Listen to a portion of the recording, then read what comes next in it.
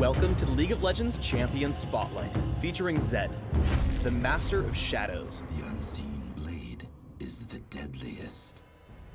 Zed is a melee assassin. He relies on sending out living shadows that mimic his basic abilities, allow him to reposition mid-fight, and quickly strike down his foes. When expertly played, Zed can kill his opponents before they even know it hit them. Zed's passive is Contempt for the Weak. Zed's basic attacks against heavily injured targets will deal bonus damage based upon their maximum health. While this passive has no cooldown, it can only strike an individual target once every few seconds. Razor Shuriken fires out from Zed and any of his shadows, damaging every enemy they pass through, but dealing reduced damage to enemies beyond the first. Enemies can be hit by multiple Razor Shurikens and will take damage from each one, but the extra hits won't deal as much damage as the first. When laning, I recommend taking Razor Shuriken at level 1 and maxing it first for consistent ranged damage output. If jungling, grab it at level 2 and max it by level 13. Living Shadow remains in place for a few seconds, mimicking all of Zed's abilities. Hitting an opponent with both a regular and mimicked ability will refund some energy back to Zed. Zed may also reactivate Living Shadow to swap places with it. Additionally, Living Shadow passively grants Zed bonus attack damage. I recommend grabbing a point in Living Shadow early, but maxing it last in favor of Zed's damaging abilities. Shadow Slash damages nearby enemies, and reduces Living Shadow's cooldown for each enemy hit. Enemies hit by a mimicked Shadow Slash will be slowed. The slow is increased if the enemy is hit by Zed's Shadow Slash as well. When jungling, I recommend taking Shadow Slash at level 1 and maxing it immediately. In lane, try taking it at level 2 or 3 and maxing it by level 13. Death Mark is Zed's ultimate. When cast, Zed dashes to target enemy champion, dealing damage, marking it, and spawning a living shadow behind it. After a few seconds, the Death Mark will trigger, damaging Zed's target based on how much damage Zed dealt to it while the mark was active. Like with Living Shadow, Zed may reactivate Death Mark to swap places. As with all ultimates, I recommend taking Death Mark whenever available. In lane, try to poke at your opponents as much as possible.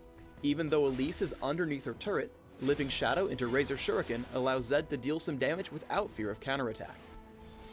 Zed's core damage combo is Living Shadow into Shadow Slash and then Razor Shuriken. If you can hit both Razor Shurikens, you'll deal a lot of damage to your target. As your opponents get lower, reactivate Living Shadow to land a basic attack with Zed's passive, Contempt for the Weak. This ability combo picks up an easy kill on the low health Katarina. When fighting versus skill shot champions, make use of Living Shadow's second activation. Veigar thinks he'll land Dark Matter, but Zed swaps places with Living Shadow to dodge it, and closes in for the kill, picking up a quick 300 gold. When jungling as Zed, make use of Living Shadow's swap to get through the jungle camps faster. Cast Living Shadow across the wall and hit your other abilities, then reactivate Living Shadow to save a few seconds when clearing neutral monsters. Even when laning, use Living Shadow to pick up some extra gold from the jungle camps. Zed hops over the wall with Living Shadow, uses Shadow Slash, and aims Razor Shuriken so that both of them will hit the neutral monsters. Living Shadow can help Zed escape ganks. As Taric and Jarvan come to gank, a double activation of Living Shadow gets Zed to safety.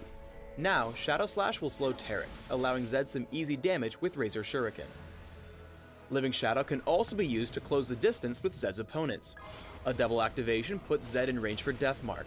Hitting all his abilities, Zed is able to burst down Veigar almost immediately, picking up the kill and escaping back behind the turret. Always keep track of your Living Shadow's locations. Zed comes across and bursts down the opposing Master of Shadows almost immediately. However, Katarina comes in to avenge her teammate. Zed simply waits for Shunpo and then swaps places with Living Shadow. Even with Flash, Katarina is unable to catch up and take Zed down. Let's put all of these together in a larger fight. Zed sends out Living Shadow with an immediate Shadow Slash to slow the opponents chasing Lee Sin. However, Zed notices Ashe low on health near his Living Shadow. Zed swaps and hits Ashe with Death Mark, taking her down with ease before walking away unscathed.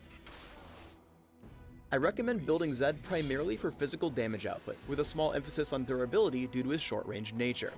Here's an example build.